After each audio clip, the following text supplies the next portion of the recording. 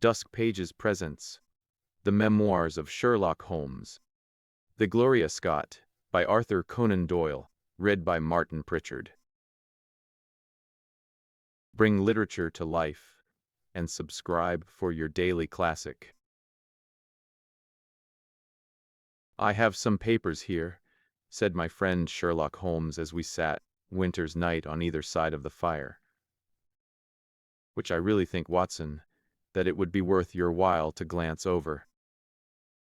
As I glanced up from reading this enigmatical message, I saw Holmes chuckling at the expression upon my face. "You look a little," said he. "I cannot see how such a message as this could inspire horror. It seems to me to be rather grotesque than otherwise." "Very likely. Yet the fact remains that the reader, who was a fine, robust old man, was knocked clean down by it as if it had been the butt end of a pistol." "You arouse my curiosity," said I. "But why did you say just now that there were very particular reasons why I should study this case?" "Because it was the first in which I was ever engaged. I had often endeavored to elicit from my companion what had first turned his mind in the direction of criminal research, but had never caught him before in a communicative humor. Now he sat forward in his armchair and spread out the documents upon his knees. Then he lit his pipe and sat for some time smoking and turning them over. "You never heard me talk of Victor Trevor?" he asked. "He was the only friend I made during the 2 years I was at college.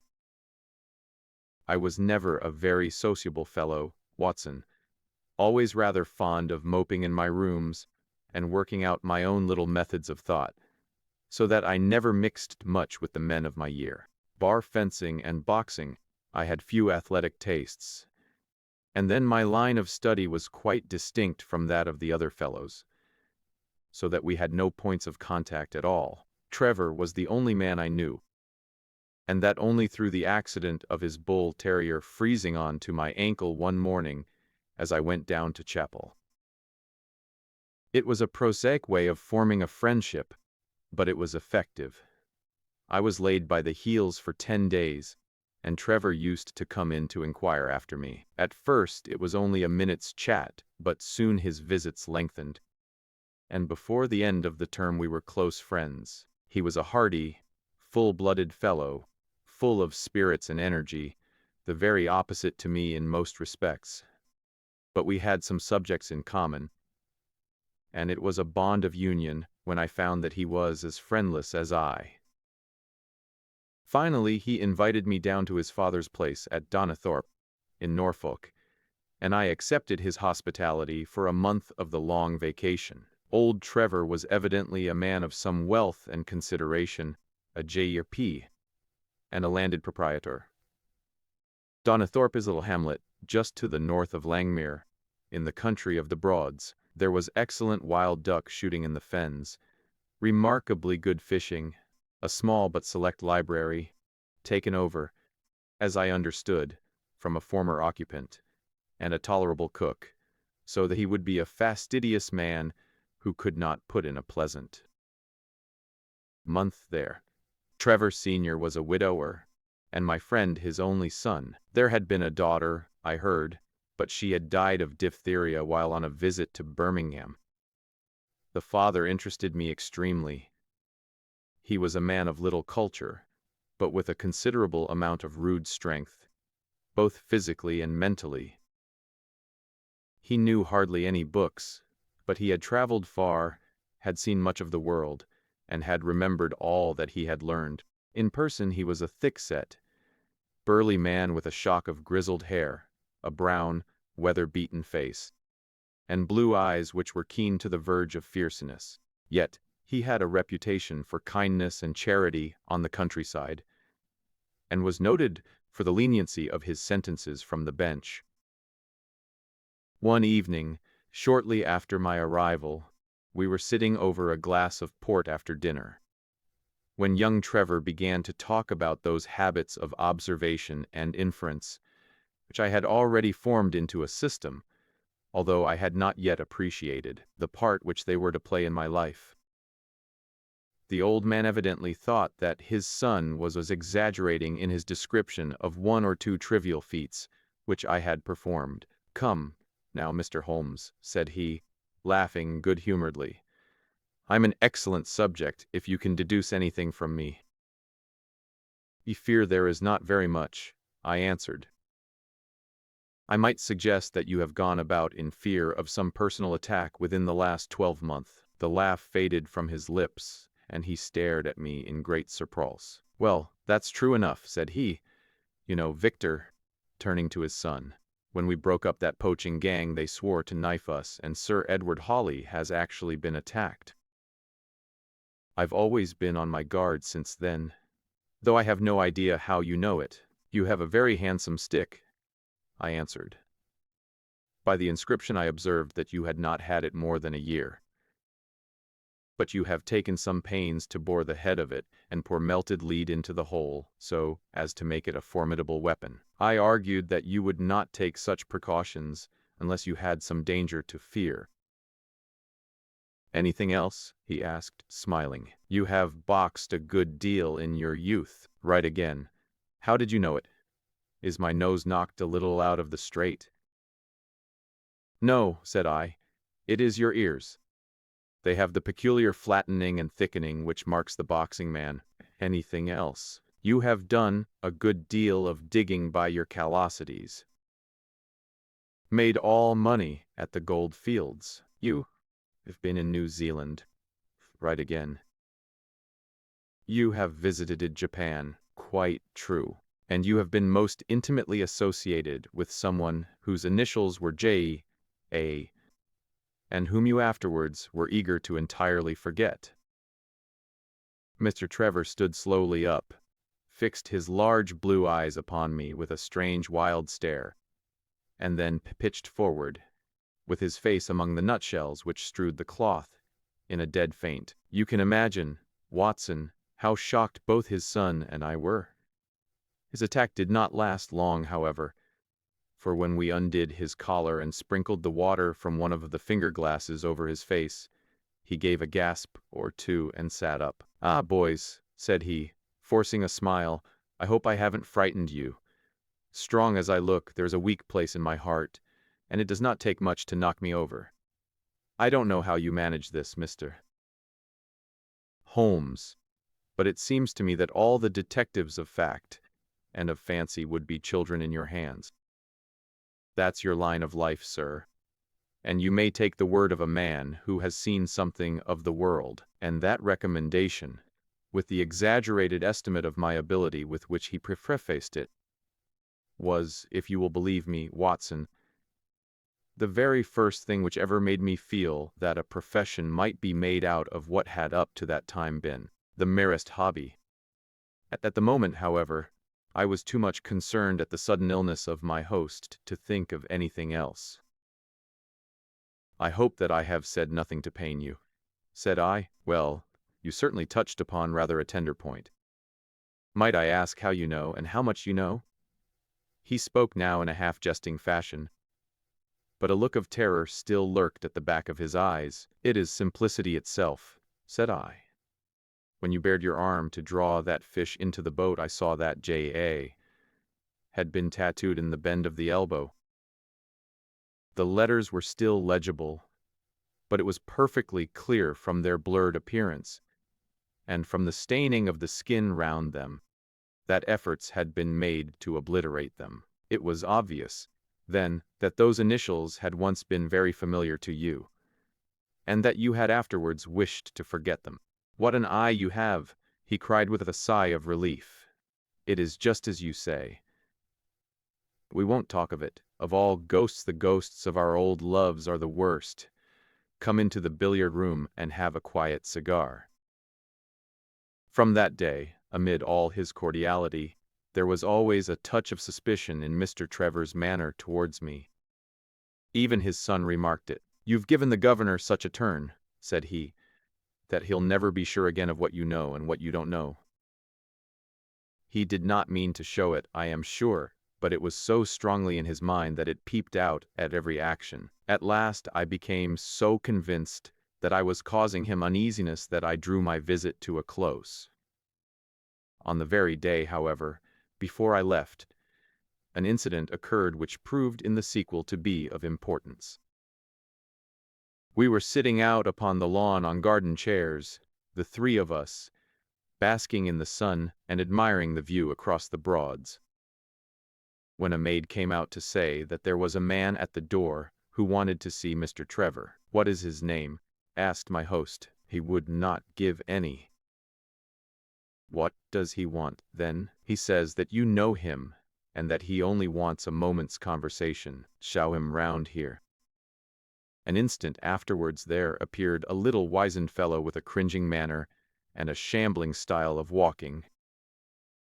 He wore an open jacket, with a splotch of tar on the sleeve, a red and black check shirt, dungaree trousers, and heavy boots badly worn. His face was thin and brown and crafty, with a perpetual smile upon it, which showed an irregular line of yellow teeth, and his crinkled hands were half closed in a way that is distinctive of sailors.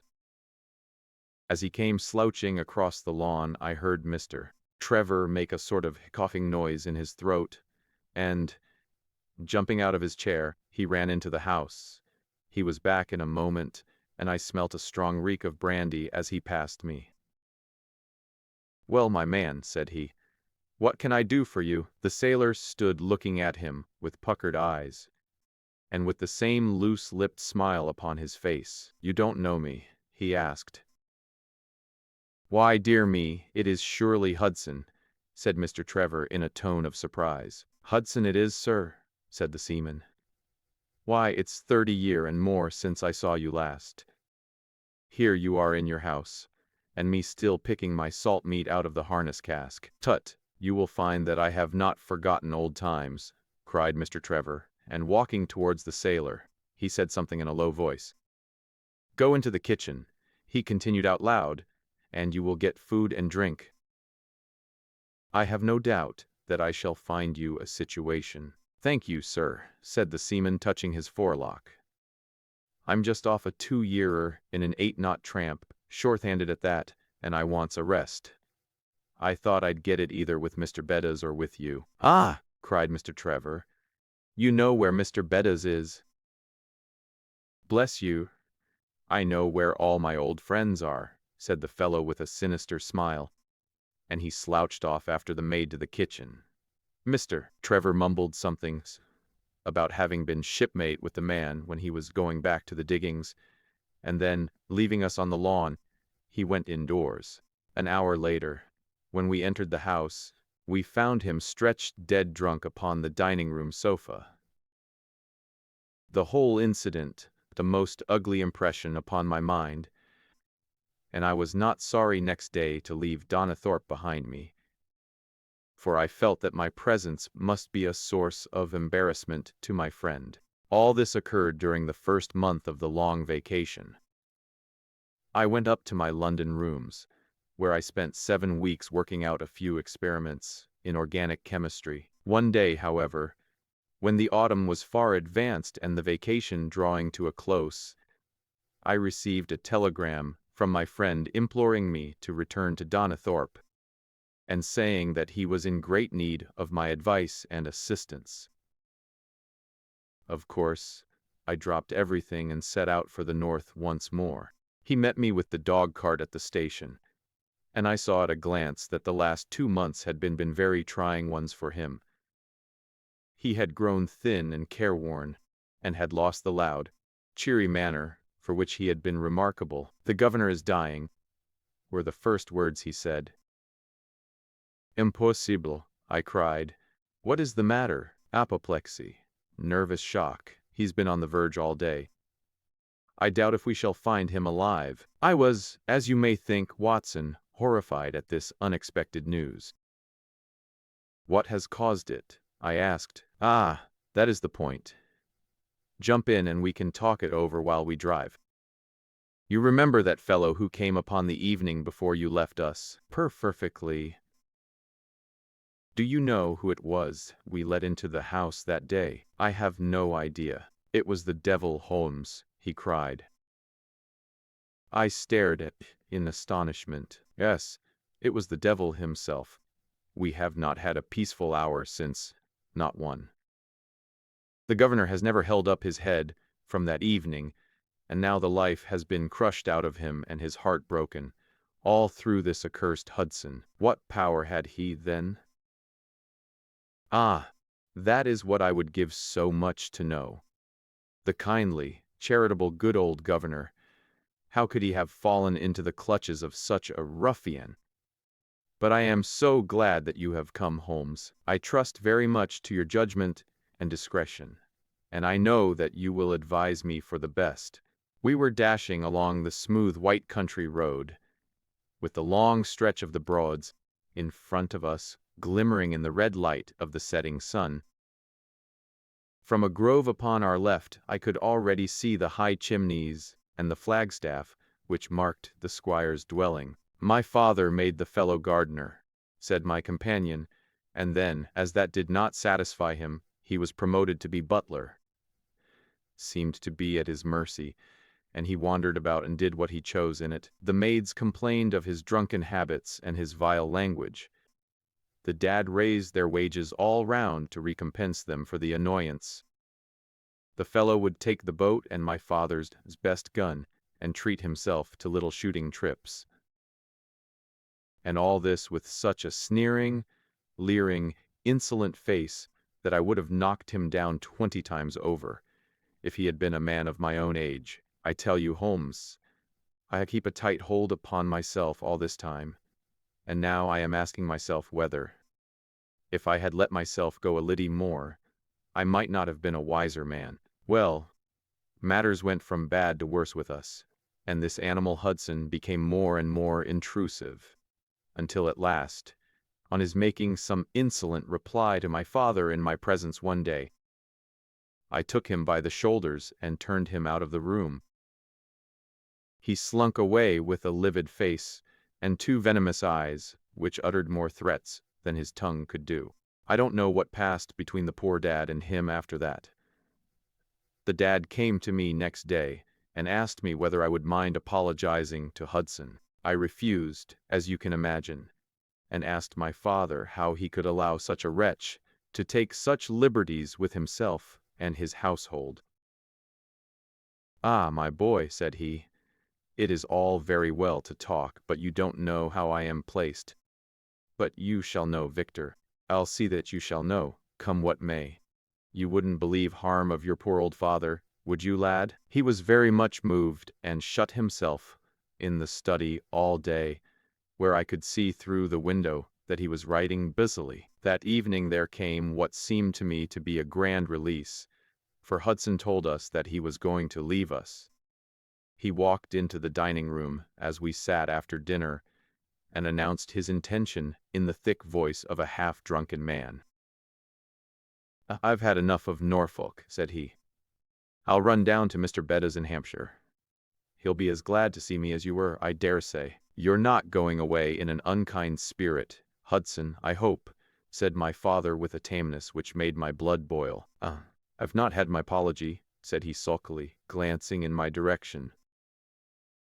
"Victor, you will acknowledge that you have used this worthy fellow rather roughly," said the dad, turning to me. "On the contrary, I think that we have both shown extraordinary patience towards him," I answered. "Oh, you do you?" he snarled. "Very good, mate. We'll see about that."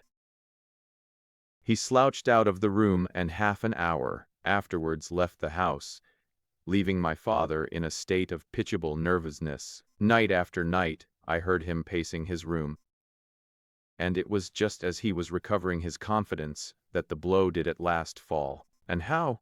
I asked eagerly. "In a most extraordinary fashion.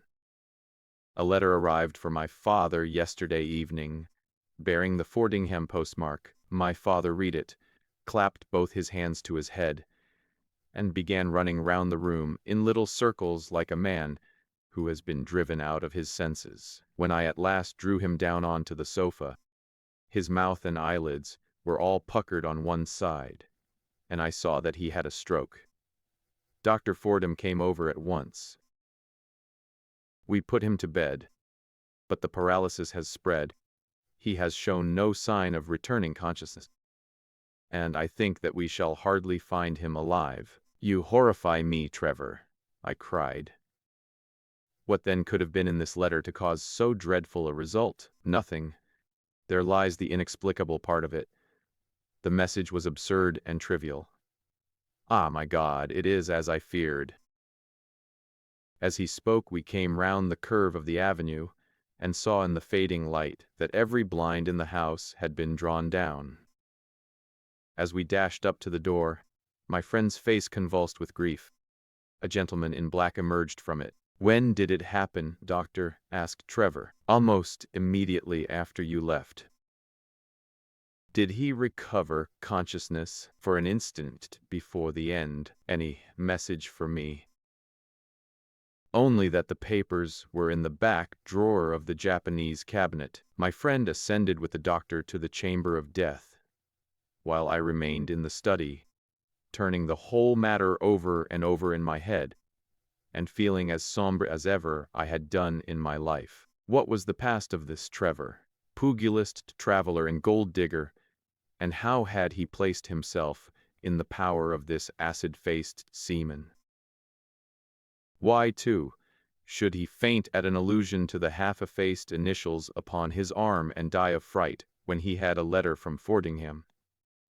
Then I remembered that Fordingham was in Hampshire, and that this Mr. Beddoes, whom the seaman had gone to visit and presumably to blackmail, had also been mentioned as living in Hampshire. The letter, then, might either come from Hudson, the seaman, saying that he had betrayed the guilty secret which appeared to exist, or it might come from Beddoes, warning an old confederate that such a betrayal was imminent. So far it seemed clear enough. But then how could this letter be trivial and grotesque, as described by the son? He must have misread it. If so, it must have been one of those ingenious secret codes which mean one thing while they seem to mean another. I must see this letter. If there was a hidden meaning in it, I was confident that I could pluck it forth. For an hour I sat pondering over it in the gloom, until at last a weeping maid brought in a lamp, and close at her heels came my friend Trevor, pale but composed, with these very papers which lie upon my knee held in his grasp. He sat down opposite to me, drew the lamp to the edge of the table, and handed me a short note scribbled, as you see, upon a single sheet of grey paper. "The supply of game for London is going steadily up," it ran. "Head keeper Hudson, we believe, has been now told to receive all orders for fly paper, and for preservation of your hen pheasant's life." I dare say my face looked as bewildered as yours did just now when first I read this message. Then I reread it very carefully. It was evidently as I had thought, and some secret meaning must lie buried in this strange combination of words. Or could it be there was a prearranged significance to such phrases as fly paper and hen pheasant? Such a meaning would be arbitrary and could not be deduced in any way. And yet, I was loath to believe that this was the case, and the presence of the word Hudson seemed to show that the subject of the message was as I had guessed, and that it was from Beddoes rather than the sailor. I tried it backward, but the combination like pheasant's hen was not encouraging. Then I tried alternate words, but neither the of for nor supply game London promised to throw any light upon it. And then in an instant the key of the riddle was in my hands, and I saw that every third word, beginning with the first, would give a message which might well drive old Trevor to despair. It was short, terse, the warning, as I now read it to my companion. The game is up. Hudson has told all. Fly for your life. Victor Trevor sank his face into his shaking hands. It must be that, I suppose, said he. This is worse than death, for it means disgrace as well. But what is the meaning of these head keepers and hen pheasants? It means nothing to the message, but it might mean a good deal to us if we had no other means of discovering the sender. You see that he has begun by writing game is, and so on. Afterwards he had to fulfill the prearranged cipher, to fill in any 2 words in each space. He would naturally use the first words which came to his mind, and if there were so many which referred to sport among them, you may be tolerably sure that he is either an ardent shot or interested in breeding. Do you know anything of this, Bettas? Why, now that you mention it, said he, I remember that my poor father used to have an invitation from him to shoot for his preserves every autumn. Then it is undoubtedly from him that the note comes, said I. It only remains for us to find out what this secret was which the sailor Hudson seems to have held over the heads of these 2 wealthy and respected men. Alas, Holmes, I fear that it is one of sin and shame, cried my friend. But from you I shall have no secrets. Here is the statement which was drawn up by my father when he knew that the danger from Hudson had become imminent. I found it in the Japanese cabinet, as he told the doctor. Take it and read it to me, for I have neither the strength nor the courage to do it myself. These are the very papers, Watson, which he handed to me, and I will read them to you, as I read them in the old study that night to him. They are endorsed outside, as you see, some particulars of the voyage of the bark Gloria Scott, from her leaving Falmouth on the 8th October, 1855, to her destruction in N.La.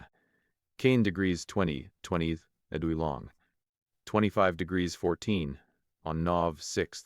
It is in the form of a letter, and runs in this way. Now that approaching disgrace begins to darken the closing years of my life, I can write with all truth and honesty that it is not the terror of the law, it is not the loss of my position, nor is it my fall in the eyes of all who have known me, which cuts me to the heart, but it is the thought that you should come to blush for me, you who love me, and who have seldom, I hope, had reason to do other than respect me. Then, if by any chance this paper should be still undestroyed and should fall into your hands, I conjure you, by all you hold sacred, by the memory of your dear mother, and by the love which has been between us, to hurl it into the fire and to never give one thought again.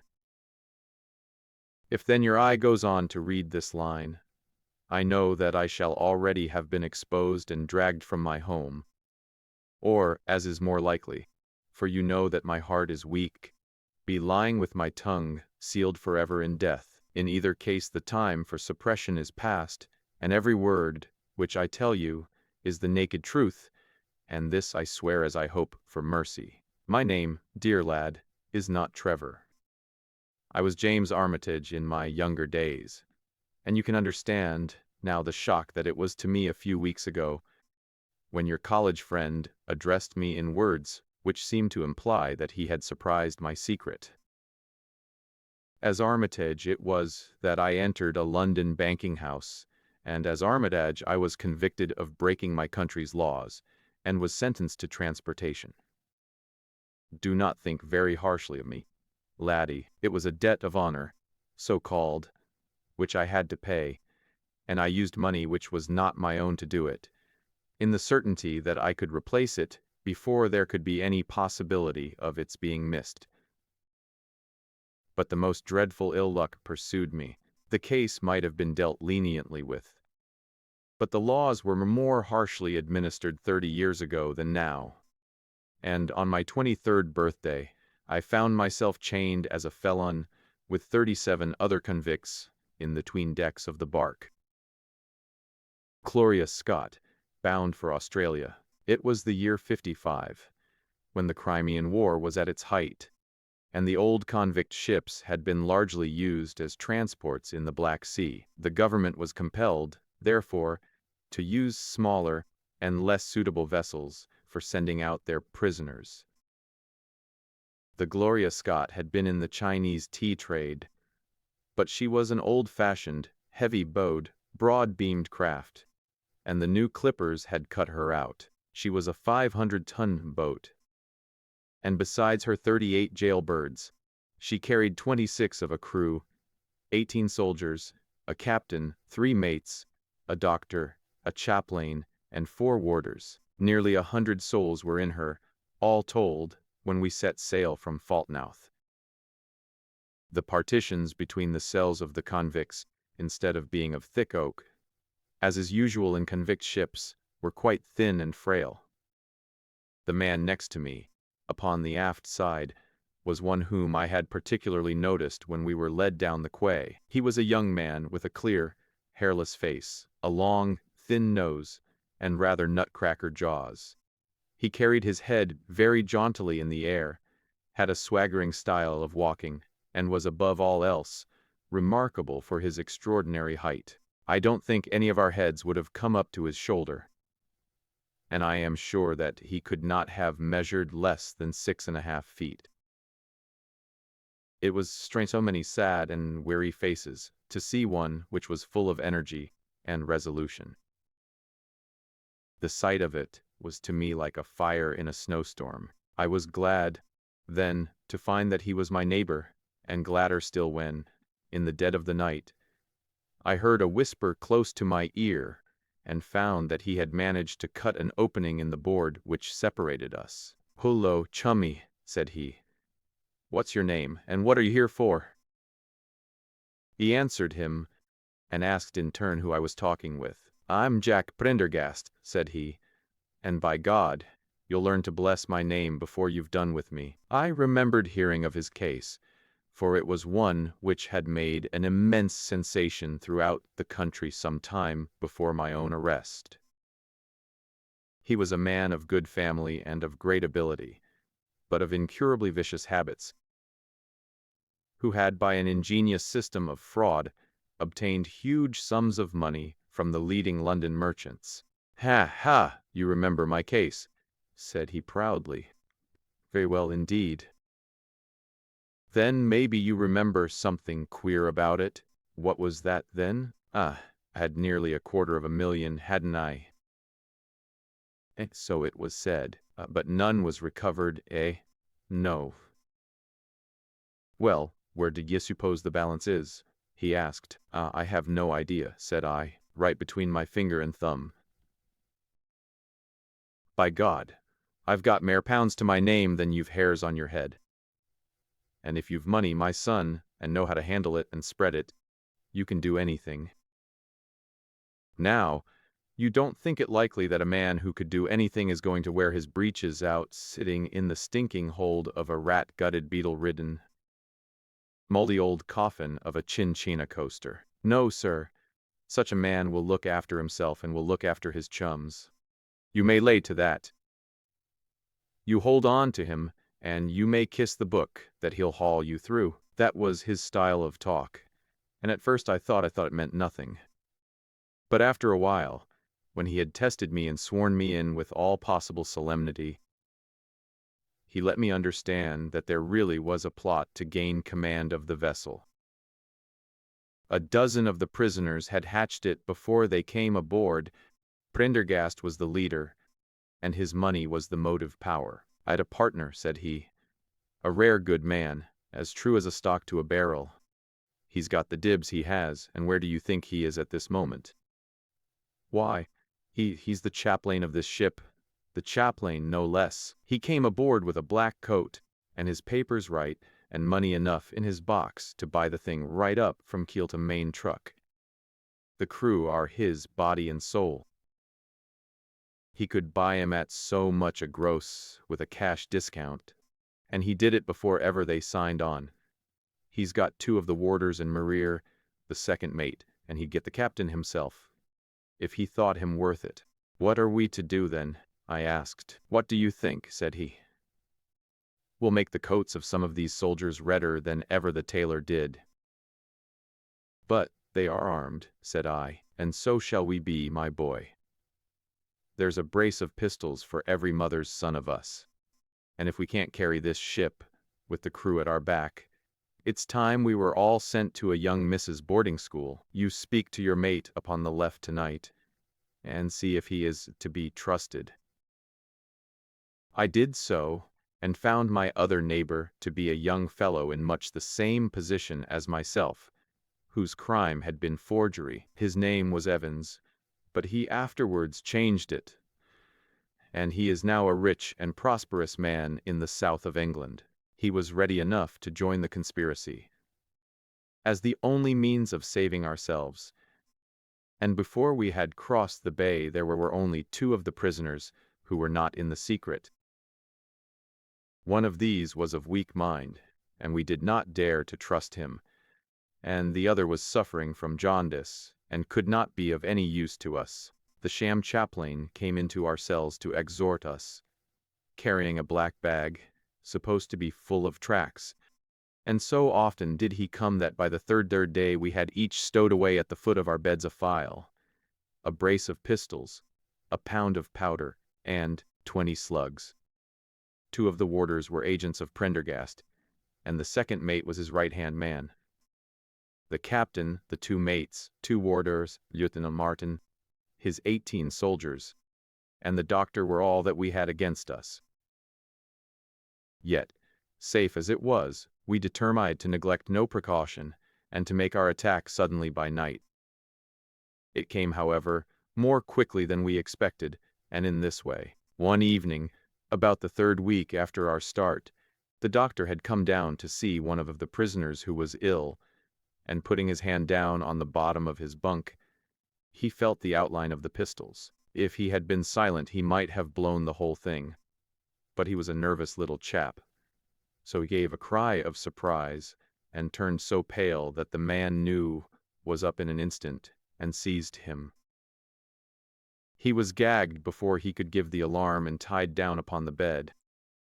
He had unlocked the door that led to the deck, and we were through it in a rush. The 2 sentries were shot down, and so was a corporal who came running to what was the matter. Then we rushed on into the captain's cabin.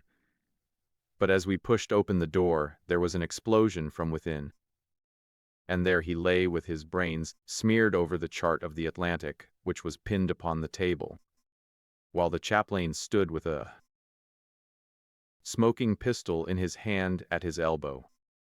The 2 mates had both been seized by the crew, and the whole business seemed to be settled.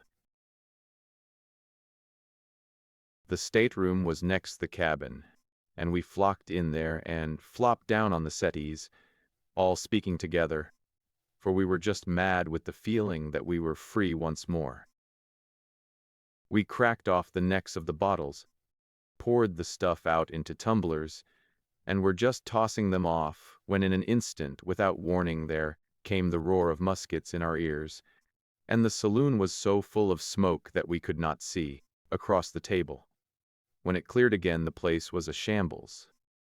Wilson and 8 others were wriggling on the top of each other on the floor, and the blood brown sherry on that table turn me now, when I think of it. We were so cowed by the sight, I think we should have given the job up, if it had not been for Prendergast. He bellowed like a bull and for the door, with all that were left alive at his heels. Out we ran, and there on the poop were the lieutenant and 10 of his men.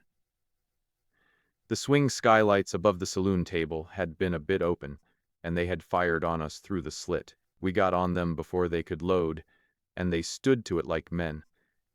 But we had the upper hand of them, and in 5 minutes it was all over. My God, was there ever a slaughterhouse like that ship? Prendergast was like a raging devil, and he picked the soldiers up as if they had been children and threw them overboard alive or dead.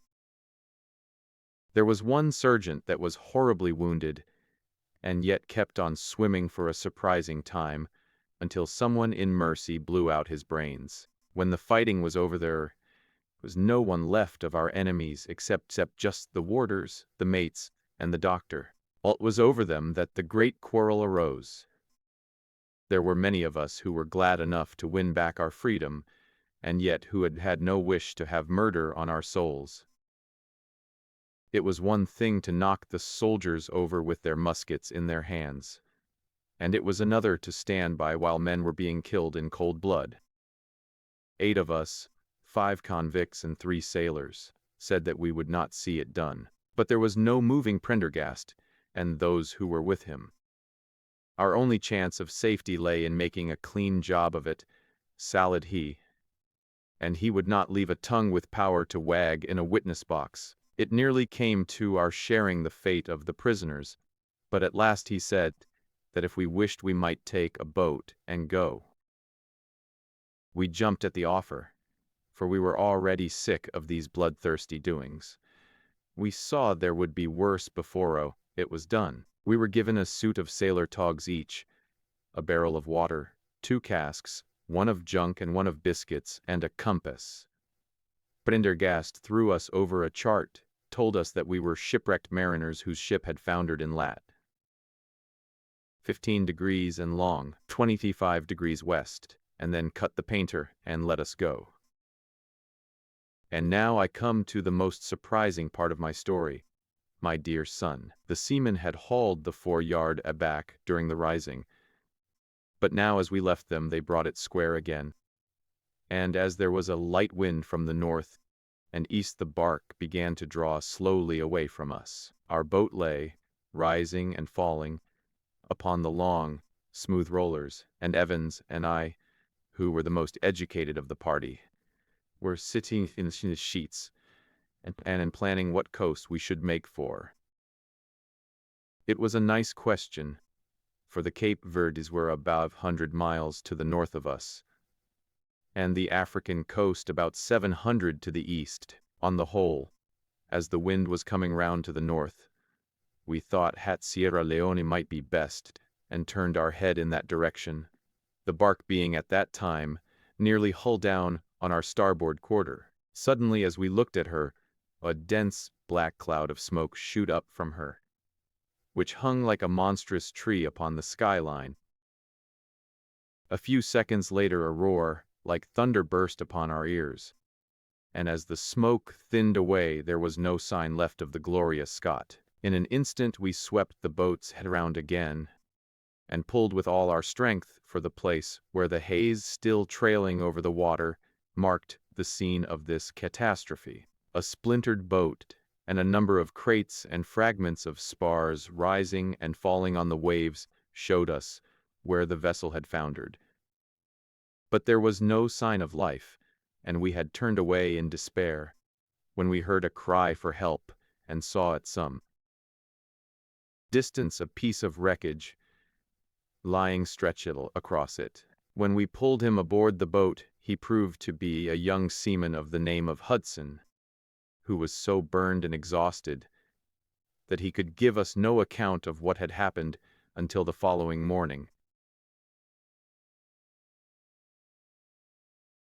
It seemed that after we had left, Prendergast and his gang had proceeded to put to death the 5 remaining prisoners.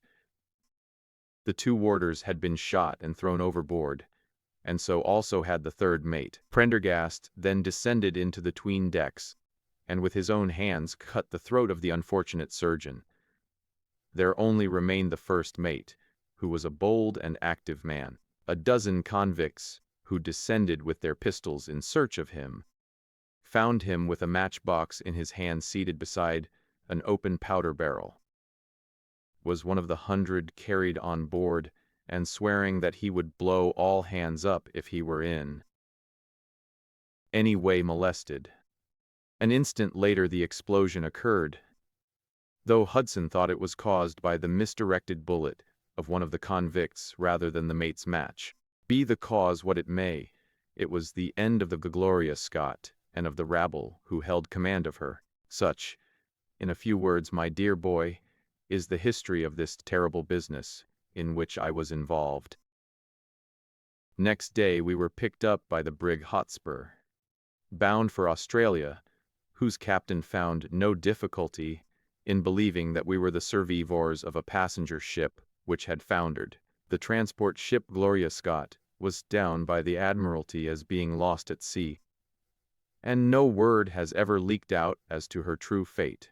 After an excellent voyage, the Hotspur landed us at Sydney, where Evans and I changed our names and made our way to the diggings, where, among the crowds who were gathered from all nations, we had no difficulty in losing our former identities. The rest I need not relate. We prospered, we traveled, we came back as rich colonials to England, and we bought country estates. For more than 20 years we have led peaceful and useful lives, and we hoped that our past was forever buried. Imagine, then, my feelings when in the seaman who came to us I recognized instantly the man who had been picked off the wreck. He had tracked us down somehow, and had set himself to live upon our fears. You will understand now how it was that I strove to keep the peace with him, and you will in some measure sympathize with me in the fears which fill me, now that he has gone from me to his other victim with threats upon his tongue. Underneath is written in a hand so shaky as to be hardly legible. Beddoes writes in cipher to say H has told all. Sweet Lord, have mercy on our souls. That was the narrative which I read that night to young Trevor. And I think, Watson, that under the circumstances it was a dramatic one. The good fellow was heartbroken at it, and went out to the Tiriti planting, where I hear that he is doing well. As to the sailor and Beddoes, neither of them was ever heard of again, after that day on which the letter of warning was written. They both disappeared utterly and completely. No complaint had been lodged with the police, so that Beddoes had mistaken a threat for a deed. Hudson had been seen lurking about, and it was believed by the police that he had done away with Beddoes and had fled. For myself, I believe that the truth was exactly the opposite. I think that it is most probable that Beddoes, pushed to desperation and believing himself to have been already betrayed, had revenged himself upon Hudson, and had fled from the country with as much money as he could lay his hands on. Those are the facts of the case, Doctor, and if they are of any use to your collection, I am sure that they are very heartily at your service.